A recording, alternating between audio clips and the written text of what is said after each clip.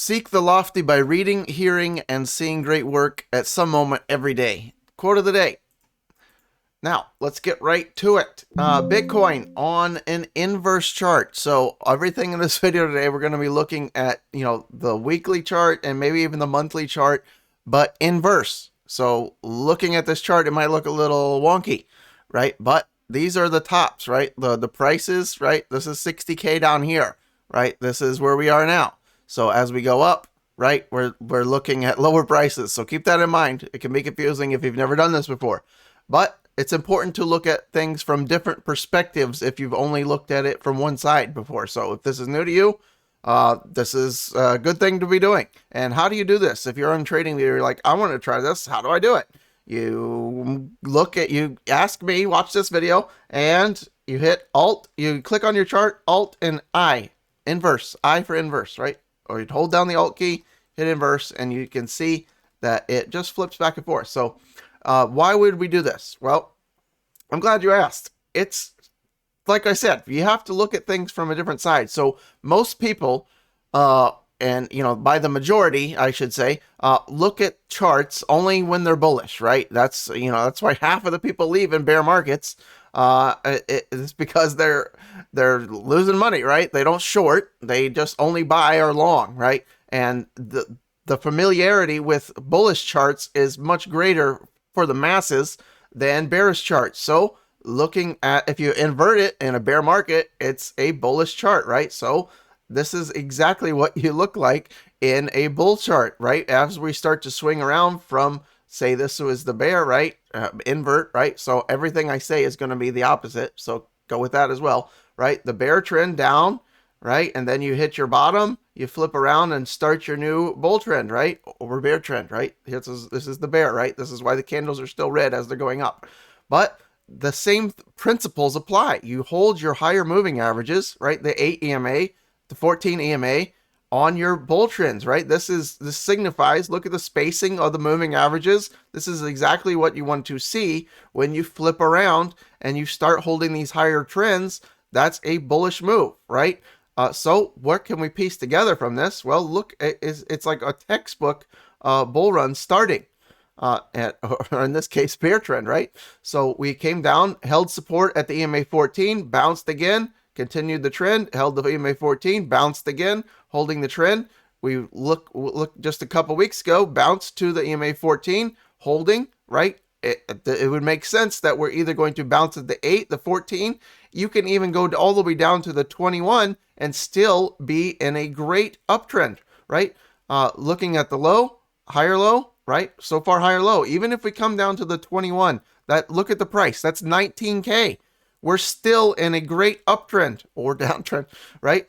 So that is a great perspective to look at, and note that, if you look at this the regular way, it's just not many people are ultra familiar with bearish downtrends. It looks quite differently, right? These moves up, right? You can see like it holds resistance, but if you flip the invert chart, a lot more people can relate to bullish charts, right? So that's the point of this video, to try to open your eyes to more perspectives. So let's say over the next week or two, we have a bullish move, or in this case, bearish move, down to the EMA 14. That would be like 17.8, right? Let's get these numbers on here. And now you can see at the top, as I move my cursor, you'll see these prices. So the EMA 14 is at 17.9. The EMA 8 is at 17.1. The EMA 21 is at 19.2. We could go to any and all of those and still be in a massive trend continuation, right? So that is where we are. Now, let's zoom out to see what our support and resistance zones would be if we were in a bull trend, right? Just plain and simply, I would say we have to look at this area, right? Look at the uptrend, right? There's nothing here yet, but if you're going to draw this in a bull trend and we're getting ready to move back, you would almost have to give this some kind of credit right here, right?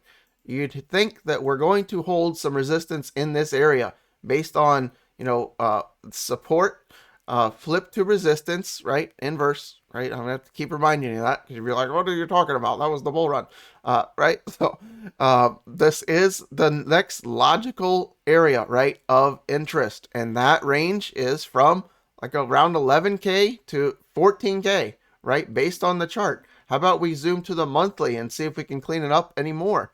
Well, now we're getting into some serious levels here, right? I mean, look at the years on the bottom, right? This is a monthly chart. You can drag this over and voila, look at that. Even that same zone seems like this is going to be a major level, right? Doesn't it? Right? If you're looking at a bull trend and we're just starting the bull run, you're like, well, we're going to hit some serious resistance right in here, right? Monthly candles, right? And I would even argue you could even draw this like down a little bit more because you want to incorporate like this guy right here, right? This closing candle right there, this closing candle right here, right? All of these, look at all these wicks, look at all the touch points, right? Lots of interest in this zone. So where is that zone? All the way on the monthly chart, 10.5 to 13.5 on the monthly, right? Here's the closing candle on the monthly on this one. That closed at 13,863. That would be the first entrance of that zone. And the top one here, right? There's a close at 10.7. So on the monthly chart inverted, it's clear as day, right? When you flip the chart, yeah, it's still that zone and it seems a little bit more clear, but that's because it's the monthly chart. If you look at the daily, the weekly, which most people are familiar with, again, I'm doing this for the majority of people that do not really relate to bear charts, bearish prices, bearish movements. It's much easier to see sometimes if you just simply invert the chart. And it's clear as day right here, right? You would think that most people can easily see that there's going to be some kind of resistance here, which is also known as major support. That is the clear level that we're waiting on, somewhere between, roughly 14K to roughly 10K, right? Wicks, right? Who cares? We could go anywhere. But closing candles, it's likely we're probably going to see somewhere in this zone a closing candle before all is said and done in this said bear market. So hopefully that helps someone out there somewhere, somehow today.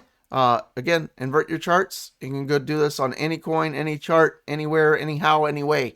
That's that. Quote of the day, you saw it. Car of the day, maybe you saw it if you saw my last video. Porsche 911 GT3. There it is right there. True life and in the model. Excellent back ends on these. I love the rears. Everything about it. The one taillight in the back, sick. Probably one of my favorite Porsches, the 911 GT3 or the GT3 RS. Excellent cars. Yep, that's it. Hopefully you learned something today. If you did, hit the like button. Follow us on Telegram. Follow us on Twitter. Everything's linked below. I'll see you there. Or be square. You square son.